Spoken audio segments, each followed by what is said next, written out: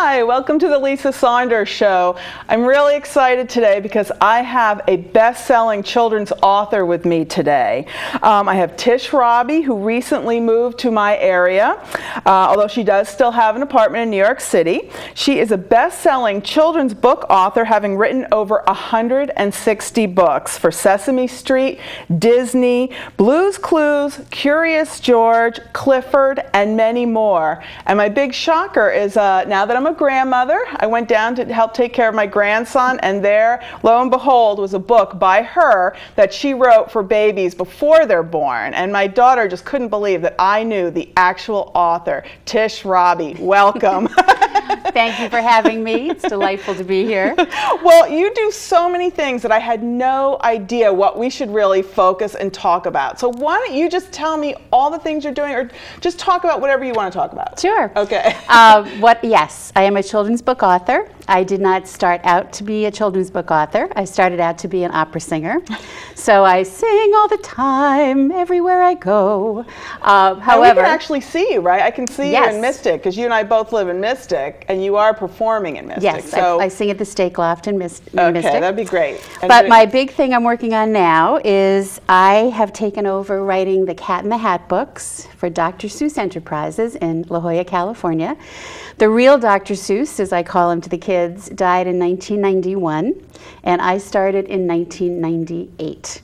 In 2018, I will have been doing this for 20 years. It's amazing that I am actually talking to the next Mr. Dr. Seuss. You're right. And the funny thing is that this was a project he started. This was his idea. This was not my idea. He wanted science books for kids in rhyme. So when birds want to go on a winter vacation, they all take a trip and they call it migration. And you come up with all this stuff? I come up with this stuff all day long. This is what I do. So how do you know the science to write? Very good question. I have to go to the library and do the research. I do some online research. Do they give you the topic? Does the publisher? Sometimes. Who's sometimes. the publisher? Random House. Okay, so they say, sometimes they say, okay, we want you to have a book on this particular topic. Right. Okay. Sometimes they'll say, can you do a book about space? Or in this case, Can You See a Chimpanzee is all about primates. And sometimes I'll go to them and go, every kid has got a cat or a dog. How about What Cat Is That? My cat book, or If I Ran the Dog Show, all about dogs. So sometimes it's my idea. Sometimes it's an assignment. And then you just have to figure out how to rhyme with things like migration. Mm-hmm. And I've heard I've just socially, we've been together, and you've suddenly rhymed something we're talking about. I rhyme all the time. I do rhyme all the time, as it turns out. Yes, over the years, when I first started, my husband got me a computer program called A Million Gajillion Rhymes. And when I first started, I would put in a word and see what the rhymes came up on my computer. I'm at the point now where I just know them all. You know, whatever rhyme it is. Interesting. So you can train yourself to rhyme. And you know, it's funny, in preschool, these are targeted to 1st and 2nd grade. Mm-hmm. Oddly, it's going to sound funny, but there are not that many rhyming words you can use with that age group, because if the words are too long, right, they can't read them in the first place. So we're really careful to keep the words short. The other thing is interesting. These are all approved by experts in their field. Mm-hmm. So if I rhyme something and I get the science off by trying to wedge a rhyme in there, right, they will check it and make sure. Oh, so you have fact checkers. We do. Checking you out. And I wrote a book called Miles and Miles of Reptiles, mm-hmm, and I was contacted by forgotten friends who rescue reptiles people got and didn't want and let go. Please don't do this, folks watching. And he said he read the whole book to his son, waiting to find a mistake about reptiles, and the whole book was perfect on the scientific level. So that was great. What a thrilling project. It is. It is. I started in 1998, as I said, and I just turned in my 19th. So yeah, I don't think anyone realized how popular these books were going to be, but they help kids learn. The rhythm and rhyme helps them remember the facts. Which is so great. Where do you write? Do you sit in your Mystic house and look at the Mystic River? Are you in New York hearing beeping and beeping and honking? Well, the good thing about my job is I can do my job anywhere. Mm-hmm. And I tell the kids, I do a lot of author visits in schools around the area. And I always tell them I always have a notebook with me, even if it's a small one, my pocketbook, whatever. because you will find that ideas come at the strangest time. You know, I was going to meet a friend for lunch once, and I literally pulled into a church parking lot and wrote A Very Crabby Christmas for Dr. Seuss in probably 20 minutes. I mean, that's a rarity. Right. But it just hit me. I'm in my car, and I suddenly said, I know what this book should be about. So yeah, the muse hits at very odd times sometimes. Well, these are good books for you because you're such a cheerful person, you know, on your own without having your cheerful books, but your books are very cheerful. And it was a thrill when you gave me a book for my grandson, and I read it to him, and at 4 months old he's answering me when I'm asking, because you ask little questions throughout the book. Right. Well, that book is exciting for me because there's a copy right here, because I was actually approached by Reach Out and Read, and Reach Out and Read gives free books to low-income kids at their pediatrician well child visits. And this is that organization That up is here. them, yes. Okay. And I had been thinking for 10 years that I wanted to write a book where you have little questions. You know, why are the kittens smiling? Why are what is Mummy Cat doing? And I never could get a major publisher to agree to put them in. So I said to Reach Out and Read, I said, you know what, this is a perfect book to give to caregivers who struggle with reading themselves, very few words on the page. I said, I will just publish it myself. So 1 year ago, I put together Tish Rabe books and published it myself. And not only did I publish it in English, but then it came out that it would be wonderful if it was also in Spanish and English. So this is the Spanish-English version of the book with the little ducklings. So they've been hugely successful, and I'm very, very proud of them, and it's worked out great. Well, like you said, he loved me asking him questions. Yeah. You know, was his answer. Yeah. Well, he's only 4 months old. No, I know, but I just think it's a great idea, just as a reminder to people that are reading to ask questions, even if the child can't answer you. Well, the other thing that's interesting applause. is what they told me at Reach Out and Read is they actually learn to read faster.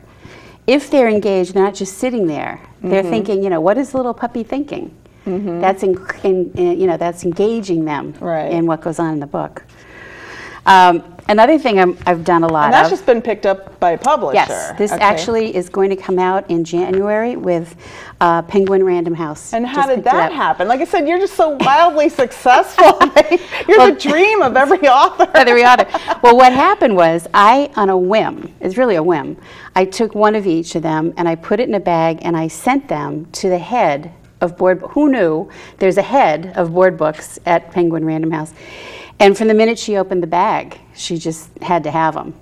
And I'm very excited because once Random House brings them out, the distribution will go to Barnes & Noble and Amazon and much broader than Tish Rabe Books, Mystic Connecticut, Post Office Box, whatever, can possibly do. Right. Well, so, that's exciting. That's very exciting. And so that gives hope to authors maybe that haven't found a publisher that if they really believe in their work, maybe they should self-publish. One thing I would urge anyone out there who wants to self-publish, both of these were edited by a professional editor. Yes. You need a copy editor and someone to help you with editing. The bane of a lot of books that are self-published is nobody looked at it but you. Right. So no one helped you say, this is the 4th time you've said whatever. And you really, really need an outside view. Right, yes, good advice. Really and where do you recommend people find a professional They have them online. There's a lot of, I happened to ask a friend of mine who is professional, but they're very easy to find online, and there are better ones than others. But the outside view is hugely helpful when you write your own book. Absolutely. Well, thanks for that good advice. So what else are you doing? Well, the other thing I do is I tell the kids, I start in the schools, I started out to be a singer. I was going to be an opera singer. And what I've been doing is writing a lot of children's songs. I've written over 250 children's songs. Wow. And this one means a lot to me because this originally was just a book. And Sesame Street asked me to put an audio CD. So they asked me to write a lullaby for Elmo. So it turns out in this book, Elmo's having a sleepover, and he's not sure how he feels about the whole sleepover thing. And his mom sings him a lullaby, which goes something like, there are lots of fish in the ocean, there are lots of flowers that grow, there are lots of birds flying in the sky, but I want you to know there is just one moon shining in the night. The same moon shines on all of us when we say goodnight. So tonight look at the moon, and I will do that too. If you go to sleep and start to dream, remember I love you. Remember I love you. Wow. So she makes Elmo feel better. Oh. Isn't that pretty? It's beautiful, and I love that you can use a handle. Is that the cutest thing? Yeah, so the children, it's so much easier for them to carry. That's a great idea. These are so cute. So, you know, so it was really fun because I was able to use my musical background and my writing. Yeah, as well. So nothing's ever lost, because I know some people get so discouraged. Oh, I majored in this, but I ended up in that. And I said, yeah, but toward the end of your life, you're probably going to end up using something that you went to school for. Although you've been singing right along. Right along, yes. You know, like I saw a clip of you singing. You've got to have a powerful voice there. Oh, thank you. So it's who's your friends? It's Tish Rabe and friends. Tish Rabe and friends. Who are your friends? We have not only do we have guest artists who come on and perform with us. We have local mystic people in our band. And then our children sing with us sometimes. The children, they're 25 and 26. But we love singing jazz. I love singing country, contemporary country. So it's a joy to be able to do it again. Do you write contemporary country I have actually written a really cool new jazz song. Oh, yeah? When I was singing in New York, I was 24 when I started. And the Sesame Street music director came to hear me sing one night, and he said, I just have one comment.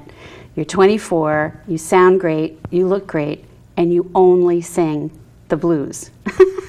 He said, maybe you could sing something a little more upbeat. So I've written a new jazz tune. I'm hoping to get it to someone, maybe Harry Connick Jr. or somebody, called I Don't Sing the Blues. Oh. Why sing about stormy weather or clouds of gray? I'd rather sing about the man I love than the one that got away. So it's very upbeat. Right. Very the man you love instead of the one that got away. All right. So, and what else? Now, do you play with your husband in New York City as well? Are you mostly appearing in Mystic area? Or where do you usually appear? Our band, Tish Rabe and Friends, plays at the Metropolitan Room in New York, which is on West 22nd Street between 5th and 6th. Okay, great. We're going to be there in a couple weeks, and we play there 2, 3, 4 times a year. And we do sing the Mystic area. We've sung the Old Lyme Inn in Old Lyme, and we have a really nice quartet. And as I said, a lot of people come to jam and sit in, and it's a lot of fun.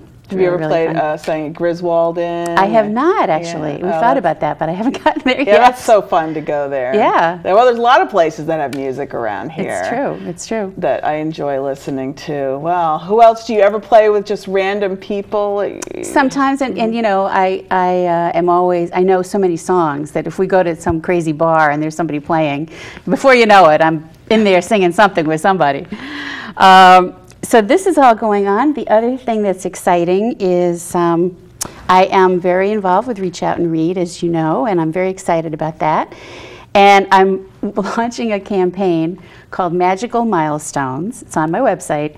Magical Milestones is, I could write a poem for you about Paul's birthday. You send me a picture of Paul, we put it together, and all the money from Magical Milestones goes to buy books for kids, for needy kids. Oh, it's wonderful. So it's called Magical Milestones. It's hilarious. People send me, you know, their picture of their niece and the things she likes to do and stuff, and I have to rhyme it all.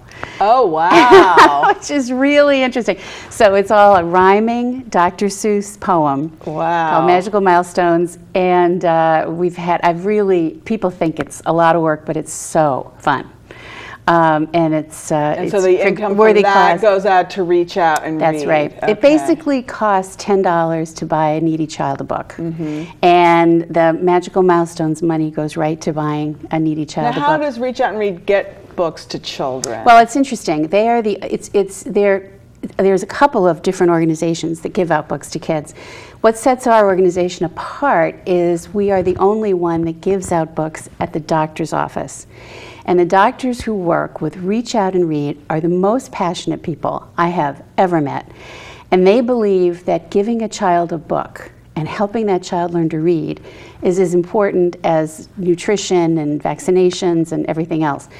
And they absolutely target families. In many cases, the books that they hand, like mine, they hand these kids are not only the first children's book in the house, or the apartment, they're the only book in the house or apartment.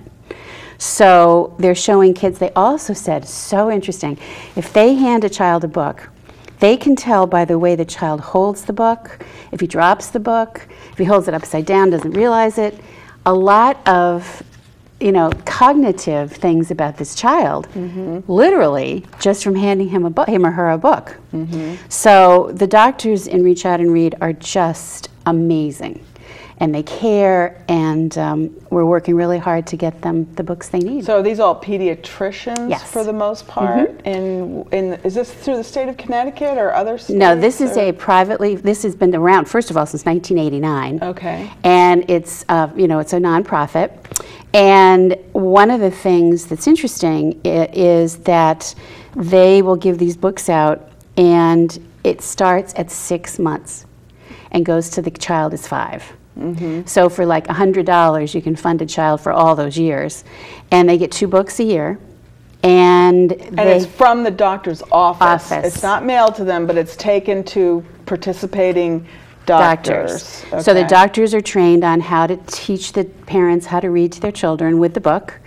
And they get... A pediatrician takes the time to do this? These people feel it is that important. What's happening in the state of Connecticut, which kind of shook me up, is that the gap between affluent kids and low-income kids when it comes to literacy is widest in the state of Connecticut than any other state in the nation. Wow.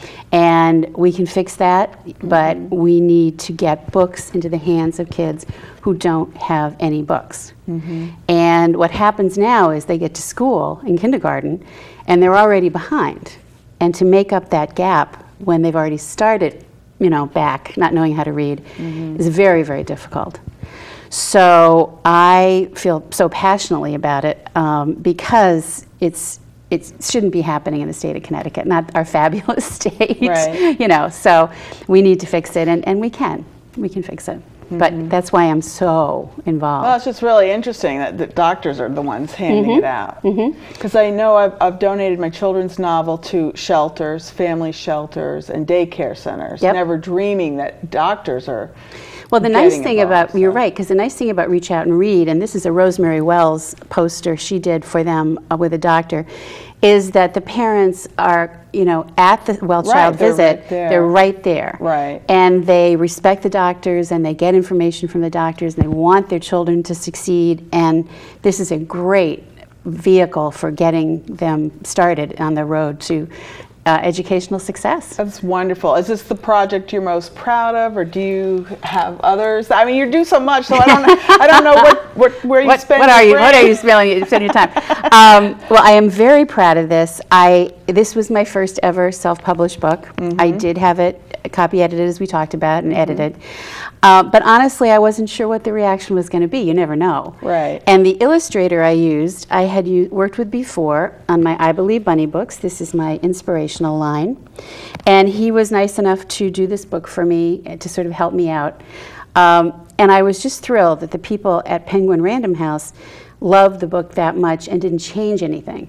Sometimes when you sell a self-published book to an editor, first thing you do is change everything. Right. And I'm happy to report the new book that comes out, the new version of this that's going to come out, they did not change anything. Wonderful. So that's very exciting. So my grandson liked it as is. He did. He loved the pony spread, I think you told me. This is his favorite, the ponies right here.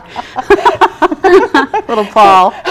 So what is the I Believe Bunny books? What are those about? I Believe Bunny books, this was a project I wanted over the years. I have written for everybody, as you know, Clifford, Blue's Clues, everybody.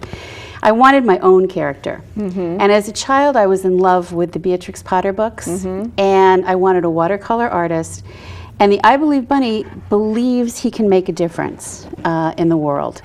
And what I tell the kids when I go to schools is what I do when I write a picture book is I write the last page first. The last page is very important real estate in a children's book. It's the last thing a child hears before they go to sleep. And in this case, this is just like the I Believe Bunny. You may get a surprise. You can make a difference, even a bunny your size. So in the little story, he's... I'm gonna cry. You're I right. know, That's see, beautiful. we're breaking you up right there. In the little story, he's having an average day, and it's raining, and he's tired of the rain, and he hears a little mouse who can't swim, and she's calling to him for help, and he's just a little bunny, so what's he going to do? He doesn't know how to swim either, but he manages to get his friends together, and they save her. So that's why I have at the end, just like the I Believe Bunny, you may get a surprise, you can make a difference, even a bunny your size. Never too young to help out. That's lovely. Yeah, so he's out there in the world. Now, is this by a publisher, or did you publish this This one? was published by Thomas Nelson, the world's largest publisher of Bibles in the world. And I'm working on one now that's about anti-bullying. I feel, of course, very passionate about that too. And what I learned was that sometimes kids get bullied who are shy. So in my new book, the little porcupine comes to visit them, and she's shy. So the I Believe Bunny becomes her friend. But anti-bullying. So it's a series. Yes. Okay. Yeah. There's sharing. I've got sharing books. They're all with the bunny. Okay, so this is the character. Okay, now I get it. Because you were saying you wanted to get your own character, and this is your own character. And the character's name is I Believe Bunny. Is the whole name? Yes, he's the I Believe Bunny, and. Yeah, so, and it turned out the beautiful watercolor drawings, which is the same artist from Love You, Hug You. So, well, I'll have to get my grandson, little Paul, your books. Little Paul. And the sweet thing about this is there are 3 things I'll always do: love you, hug you, read to you. And those to me are the 3 things: love you, hug you, read to you. Right, my grandsons. So it's a fun job. It's kind of crazy, but I just have a new book coming out. I am a mom, a stepmom, and a grandmother. Okay. So my golden book, I Love You, Grandma, comes out in April of next year. So I'm very excited about that. I've never had a grandma book. It's my first. So that's exciting. And my next Dr. Seuss book is High, Low, Where Did They Go? All about animal camouflage, which comes out in April also. Where'd they go? Where'd they go? You're so clever. Well, you're very inspired. Clearly, I feel like you have your gift from above. I mean, it's just things you come out with. Right. Are amazing. And you just write all the time? I do. Like, what's a typical day? I mean, it's hard because you live between 2 places, but if you could give me a typical day. Typical day, what I really do is I write my books originally in longhand, in spiral notebooks. And I don't go to the computer until they're very, very, very far along. So I'm always carrying the books with me all the time. So if I leave our interview here, I could get in the car and suddenly go, the turtle, something about, whatever it is, and I'll write it in the book. Right. Because I really have not had a lot of success being creative on the computer. I have to be apart from it. When I get to the computer is when I'm going to start to send it in to the editor. One thing I tell kids all the time in these school visits is these are deceptively hard to write. Not only are they all based on science, but they have to rhyme. The rhyme has to be correct. They have to be approved twice, not only the facts, but also the pictures. So there's a lot of work that goes into these books. We have 5 minutes. So who is, you said it has to be approved twice. Is one an English person and one a scientist? The 2 approvals are the scientist because he has to approve my words. Okay. Then he has to approve the sketches. Then he has to approve the color. Okay. So if you have a marmoset and he's not the right color, we have to fix it. So I always learn something doing these books. Who knew what color a marmoset is, first of all? But I'm very, very proud of it. And what I say to everybody, I'll say to you and anyone watching, is just keep reading and writing. You cannot be a writer if you're not a reader. And I urge kids to keep reading and writing. Reading and writing, both are so exciting. Read a book or write a story, start right now. I'm sure you You're going to be singing that. I did. Or you're going to be singing that just tonight. Now, or is no. No, I sing that at every school visit, but you get the idea. No, I make up stuff fast, but no. When you go on a school visit, do you look like you are now, or do you dress like Mother Goose? No. I just go the way I am now. I don't wear the red and white striped hat. I don't do any of it. I just go as an author. That's what I do. But thank you for having me on. Oh, this was so fun. You know, you have another minute or two. Is there anything else you want children to know, or parents, or doctors to know? I cannot stress enough how important it is to read to your kids. Everyone's tired, everyone's working, everyone's, whatever, but anything you can do to read to your kids, and feel free, even if it's not a book like mine, you can come up with questions that will, just look at the picture. It's harder, it's funny, it's harder than you think, but you could look at this and say, what do you think the butterfly is thinking? What do you think the butterfly is thinking? It's a beautiful day, right? Yeah, that's what it doesn't have to be huge, the answer. But I think anytime you engage children in what is going on in the book, it really helps them learn to read. Right. And that's our goal, get kids to learn to read. Well, and you get them to sing too? Is that important? Well, that never hurts. I sing to everybody all the time, so yeah. Yes, and singing. You could sing the I Believe Bunny song. Just you could make it up out of your head. Oh, okay. Doesn't have to be. Do you make up tunes as well? I do. And sometimes what's fun to do, if you want to, is use a public domain song. Oh. Like reading and writing is down by the station early in the morning. So I just took reading and writing, both are so exciting. Read a book or write a story, start right now. Didn't think of that. Take a public domain song, Twinkle Twinkle Little Star, Row Row Row Your Boat. Put your own words to it. Use your child's name. That would be cute. Down by the station, little Paul is laughing. See? I could do that. Get him on the phone. Right. Let's get him on the phone. So, I mean, so you can do that kind of stuff. Right. Well, Tish, thank you so much for coming. I've learned a lot, been inspired. Well, keep reading and writing. Yes. Well, thank you so much for coming on the Lisa Saunders Show. But we do actually have 1 minute if you want something else to say. Well, the only thing I would say, please feel free to go on the websites, reachoutandread.org, and if you can help us at all, or you want me to write a poem for your child, or your kid's graduation, or they're all heart tugs. These poems are very heart tuggy. And magical milestones, I'd be happy to. Okay, and then to go to your website, that you have your website is, say it when you go ahead and say it. It's tishrabe.com, TISHRABE.com. Now, can people see your over 160 books? Oh, the whole list is on there, yes. The whole list, and and how to get them, and if people want you to come on their show, if they're jealous that you came on my show, they can get you on their TV show. Or tishrabe@gmail.com. I answer that too. But yeah, I'm easy to find. Okay, I'm hard to miss. Let's put it that way. Well, I'm so glad you came on my show. Thank you so much. And thank you so much for coming on to the Lisa Saunders Show, and I look forward to seeing you next week.